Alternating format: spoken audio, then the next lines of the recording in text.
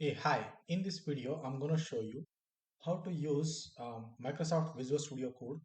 This is the tool that I have opened to interact with the Microsoft Foundry services. So earlier it was called as Microsoft Azure AI Foundry services. Now it is recently renamed as Microsoft Foundry services. So this is the services where we can opt in the marketplace available AI foundation model or homegrown foundation models from Microsoft.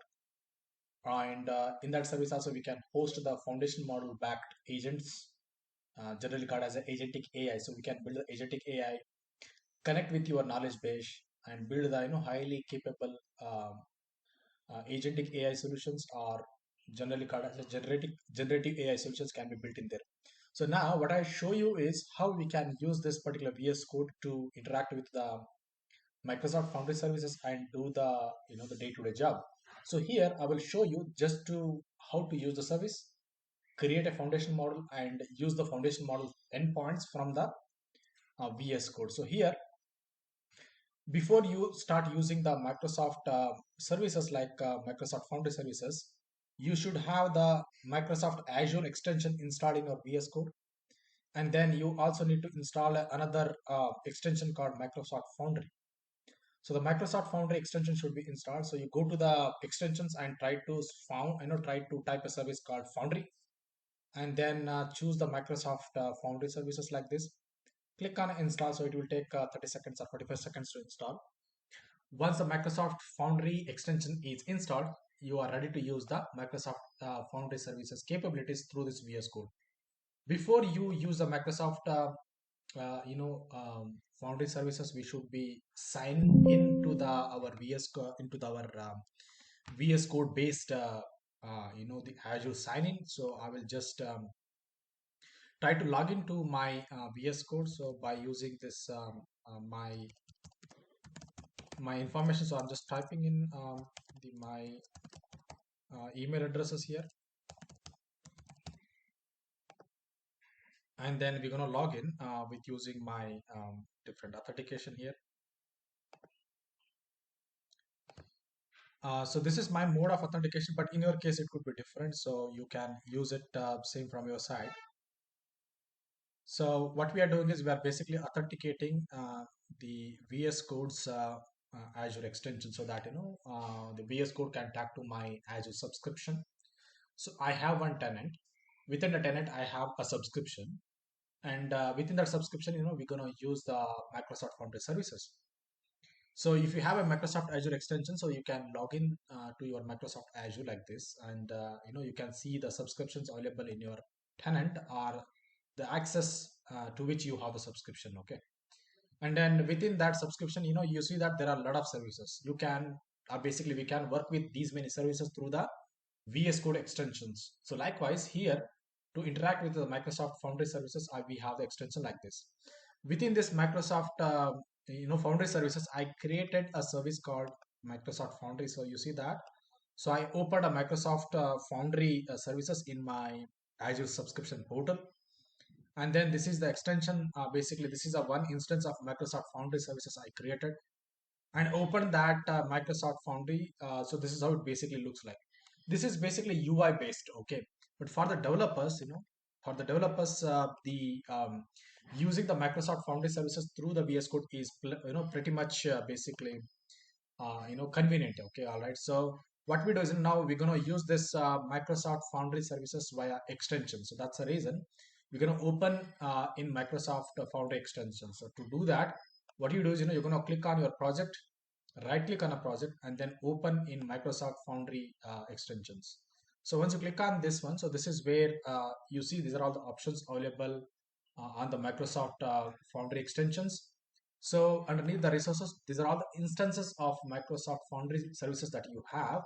And then within that, we have the models, declared agents, hosted agents, assets like that. For now, in this lab session, I'm just trying to help you to learn with how to interact with the foundation models through the VS Code extension, right? So here, what we do is we click on a plus mark. So what happens is it will open the another tab here. So that is nothing but Microsoft Foundry model catalog. So this is the model catalog.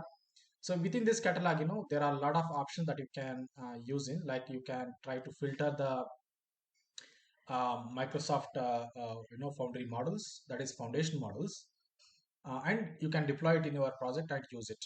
So before you use it, you have to deploy. That is the theory here, right? So remember that one clause is, these models should be available in your region where your Foundry is created. So my Microsoft Foundry is created in US East region or East US region. All right. So in that region, if a particular foundation model capacity is available, then only I can deploy that foundation model. If not, it will throw the error. Okay.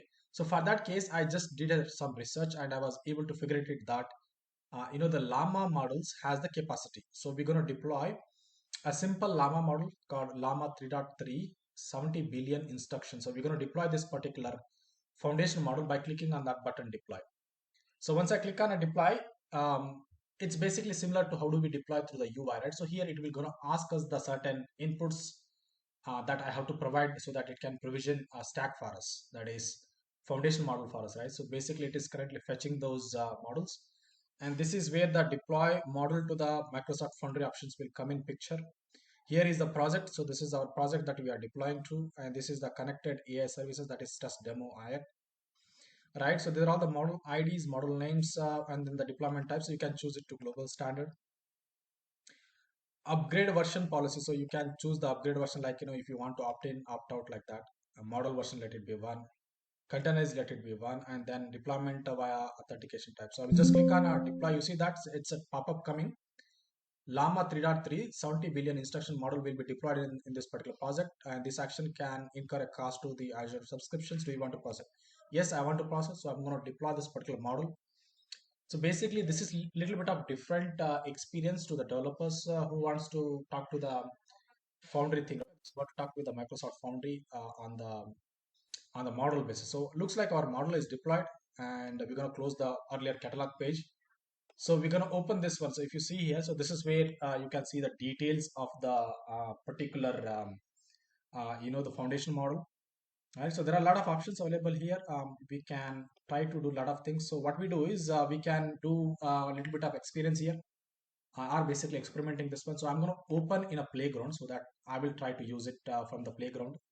And there are a lot of options so far now. Just try to use this particular playground and feel that experience. Okay, so that is what I wanted to show you here. So you see that currently it is doing some model preferences. You can try to do it here. So provide certain instructions. So before you try to use it, probably you need to provide a prompt instruction saying like, you are a useful, guide. Basically, you are a useful expert on Python coding. Okay, or basically software coding. Say like software coding. Okay, I'll just give that instruction, and then we'll just talk on that particular front, right? I'll ask him like Python explain Python streamlit. So which is the latest uh, you know um, options in the Python libraries that was helping us to do a lot of magic here. So I'm gonna just ask a little bit about Python streamlit and see if it gonna help me with a certain input on this one. So looks like it is giving the the informations about Streamlit, right? So what I wanted to show you is whether this foundational model works if I try to deploy through the VS Code. Okay, so looks like it is working if you see here.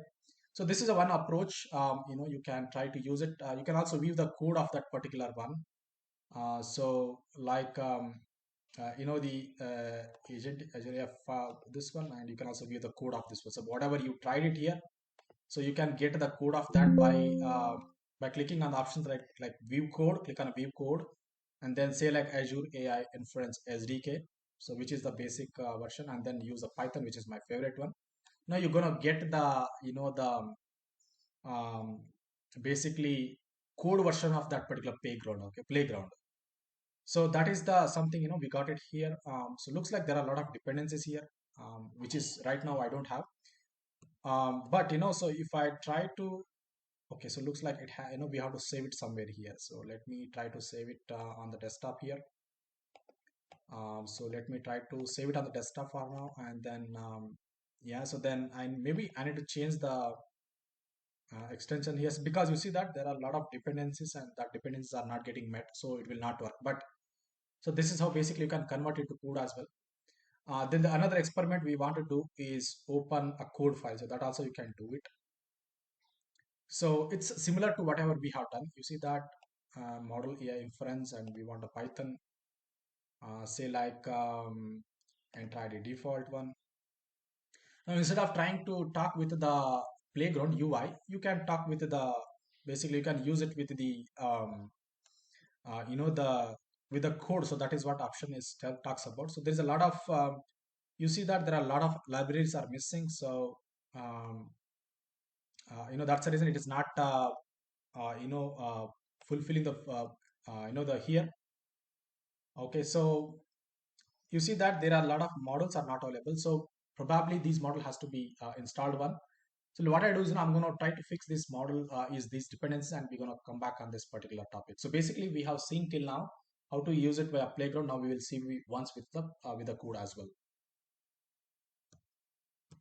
Okay, so if you can see my screen here, so what I did is earlier when I run this particular code extract that I got it from this UI, so it was throwing me error, and I was just following this like install the following dependencies. So I just did pip install this particular library while the Azure identity was already installed.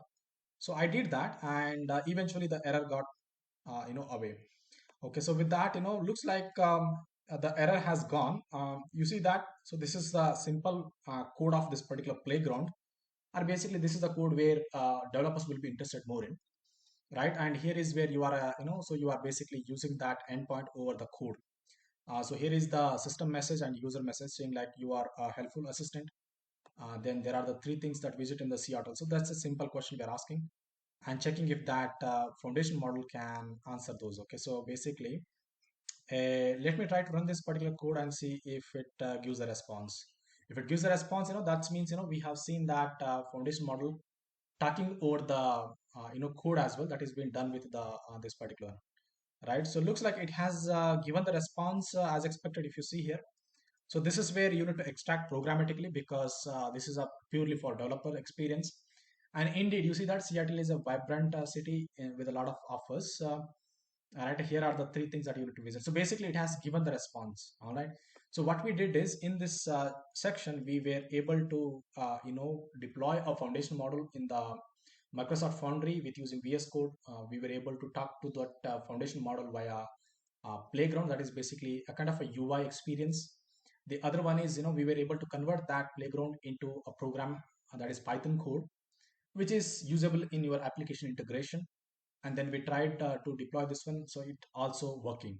All right, so with that note, the things need to be shown in this video are completed, and I will see you in the next video. Thank you.